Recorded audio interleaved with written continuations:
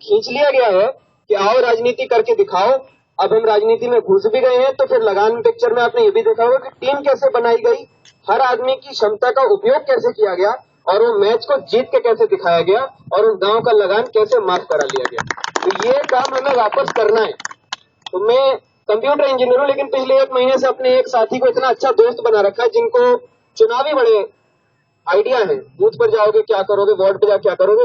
मेरी 1 महीने से लगातार उनके साथ बड़ी पट रही है। तो लोग कह रहे थे क्या भैया इनसे तो उम्र में बड़ा फर्क है आपके, आप इनके साथ क्यों बैठे रहते हो। क्या मुझे तो महीने भर या साल भर कोर्स करके जो शिक्षा नहीं मिल सकती वो मुझे इन्होंने 1 महीने में मुझे ज्ञान दे दिया। थोड़ा सा आपको उसके बीच में मैं वहां से जो मुझे मिला मैं आपको बता रहा हूँ। विधानसभा के नीचे पोलिंग बूथ और वार्ड तो आपका म्यूनिसिपल लिमिट होता है, वैसे पोलिंग बूथ से पहचाने जाते हैं कि किस जगह पर कितना होगा। जहां गलत होगा टोक दिएगा, मेरी ज्यादा चुनावी समझ है नहीं। और उसके नीचे बूथ आते हैं। बूथ ही वो आखिरी जगह है जहां पर वोट पड़ता है और बूथ ही वो जगह है जहां पर हमें सबसे ज्यादा मेहनत करनी है। यानी कि बूथ लेवल पे जो कार्यकर्ता जुड़ा है पार्टी को जिताने हराने या अपने जितने भी हमने सपने देख रखे हैं ना सुकून की जिंदगी जीने के, वो सारा काम उस कार्यकर्ता को देना है, उस कार्यकर्ता को करके देना है। अरविंद जी को करके नहीं देना। अरविंद जी तो हार जाएंगे या जीत जाएंगे, अपने घर पे बैठ जाएंगे और उनकी जिंदगी अच्छे से गुजर जाएगी, इतना है उनके पास। लेकिन बूथ लेवल पे जो कार्यकर्ता है उसकी जिम्मेदारी सबसे ज्यादा है। तो हम एक तो ये कर सकते हैं कि सबसे पहला काम हमारा ये है कि वोटर लिस्ट का पुनरीक्षण करना बहुत जरूरी है। मैंने देखा है कि कई बार वोटर लिस्ट में पूरे के पूरे परिवार गायब होते हैं, किसी का नाम किसी और पते पर पड़ा होता है, किसी के आधे अधूरे नाम होते हैं। कई जगह वोटर लिस्ट में ऐसे नाम पड़े हुए जो मृतक हैं लेकिन उनका नाम छटा नहीं, उनके नाम पर लोग फर्जी वोट डाल देते हैं। तो ये नाम हमें करेक्शन करवाने हैं। तो कई लोग ऐसे भी हैं जो परिवार बाहर चले गए, शहर में अब नहीं रहते, परमानेंटली बाहर चले गए, लेकिन उनके नाम पे फर्जी वोट यहाँ पर पड़ जाते। तो हमें वो ठीक कराने पड़ेंगे। नए नाम जो मतदाता अब 17 साल के हैं, कुछ सालों में कुछ महीनों में 18 साल के हो जाएंगे, या अभी जो 18 साल के हुए हैं उनके नाम नहीं है, तो हमारे बूथ लेवल के साथियों का अभियान चला के हर परिवार में जाकर ये देखना पड़ेगा कि आपके यहाँ कौन से ऐसे लोग हैं जो अब नहीं है, बाहर चले गए हैं, मृतक हैं, या फिर जो अब नए जुड़े हैं। इन सब के नाम हमें वोटर लिस्ट में ठीक कराने होंगे, क्योंकि बैकबोन हमारी वोटर लिस्ट है। वोटर लिस्ट ठीक नहीं हुई तो हम वोट किसको डलवाएंगे। हमारे पास सबसे बड़ा काम यही है।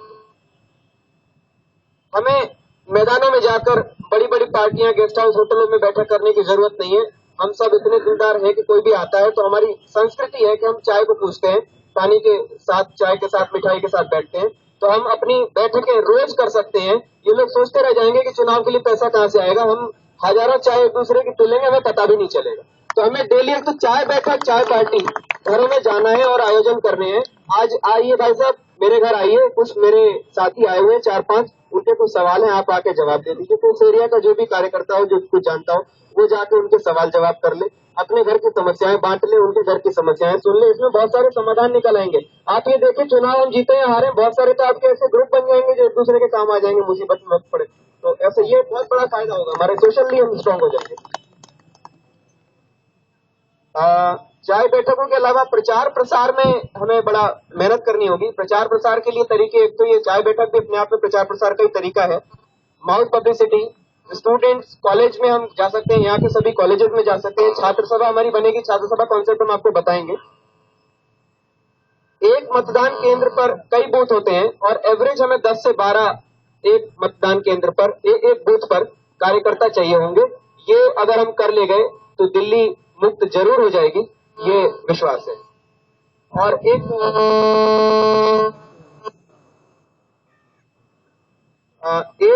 ये बता दीजिए, यहाँ पर कुछ हाथ उठा दीजिएगा जो लोग इंटरनेट का इस्तेमाल करते हैं, क्योंकि बहुत लोग दिख रहे हैं। तो ये क्षेत्र मुझे ऐसा लग रहा था कि थोड़ा सा रूरल एरिया है, लेकिन इंटरनेट का इस्तेमाल कर रहे हैं, तो ऐसा बिल्कुल है नहीं, रूरल एरिया नहीं होगा। गूगल हैंगआउट एक फीचर होता है, जीमेल पे ही मिल जाता है। अरविंद केजरीवाल जी ने अभी ये शुरू किया है, एक बहुत बड़ा काम शुरू किया है कि वो डायरेक्टली हर संडे को दिन में 12 बजे या 11 बजे, वो समय हम हर बार बताते रहते हैं, 12 बजे का वैसे तय कर लिया है कि हर संडे को 12 बजे हम सभी लोगों से, आम जन से संपर्क करेंगे। किसी पार्टी में कभी ऐसा होता है सोनिया गांधी, राहुल गांधी किसी से बात कर रहे हो, आप उनके सामने आ जाएंगे तो डंडे मार के भगा देंगे आपको। तो हम लोगों ने कोशिश करी है कि हम सबसे बात करें। हमारा दूर गांव में कोई आदमी बैठा है, अगर वो इसके पास इंटरनेट भी है तो हम उससे बात करें। गूगल हैंगआउट का कोई साथी यहाँ नोट कर ले, गूगल हैंगआउट का जो आपका जो वो है यूआरएल है, लिंक है, उसका नाम है youtube.com/आंदोलन लाइव। सिर्फ इतना टाइप करेंगे, 12 बजे संडे को उस पर क्लिक करेंगे, वो चालू हो जाएगा। आंदोलन लाइव यूट्यूब पे जाके आंदोलन लाइव इस पे क्लिक करेंगे, सब्सक्राइब कर लीजिएगा और अपने हजारों साथियों को। यूथ में ये फैसिलिटी है, ये उनके साथ फीचर है कि जब कोई चीज को वायरल बनाने पे आते हैं तो वायरस की तरह सब संदेश फैला देते हैं। तो ये वायरस की तरह घर घर में फैला देना, हर घर में एक बच्चा जरूर ऐसा है जो कंप्यूटर यूज करता है और जो इसको कर सकता है। जब हम गूगल हैंगआउट पर बैठे हुए हैं तो जैसे पहले जमाने में रामायण आती थी सीरियल में, तो हमारे टीवी घर में लिमिटेड घरों में होते थे, तो 10-15 घर के लोग और भी आ जाते थे देखने के लिए, हम हमारे यहाँ टीवी देख लो भाई, या हम किसी के यहाँ चले जाएंगे। तो ये गूगल हैंगआउट जब चल रहा है तो आप कम से कम अपने 4-5 साथियों को जरूर बुला लें। और एक बात और भी है कि आधा घंटा 1 घंटा तो वो अपना संदेश या कुछ बता देंगे, उसके बाद एक नंबर जारी करते हैं, उस नंबर पे आप फोन करके उनसे सवाल जवाब भी कर सकते हैं। तो कितनी बढ़िया बात है कि हमारे मन में जो भी प्रश्न है वो हाथ के हाथ सॉल्व भी हो रहे हैं। पूरे देश भर से फोन आते हैं। आज तो पता चला कहीं बाहर से फोन आए थे, अमेरिका से फोन आ रहा था, वो आदमी रात में बैठा हुआ, क्योंकि दिन का समय वहाँ रात में, वो बात करने के लिए रात में बैठा हुआ था, तो मैं सुन रहा था कि अभी उसका फोन आया।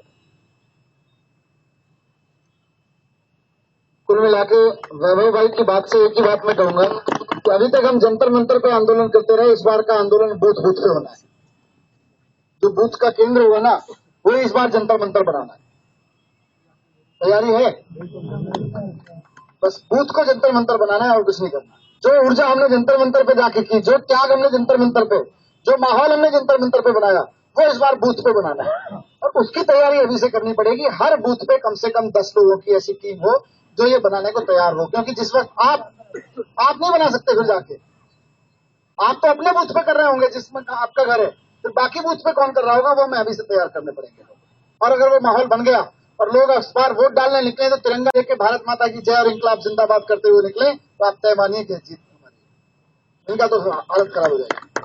अगर इस बार वोटर घर से निकलते हुए इंकलाब जिंदाबाद कहते हुए निकल गया तिरंगा लेके हाथ में, और वो 10 लोग करेंगे जो बूथ बूथ पे, ये हमको कराना है। इसके लिए संपर्क एक दूसरे के साथ में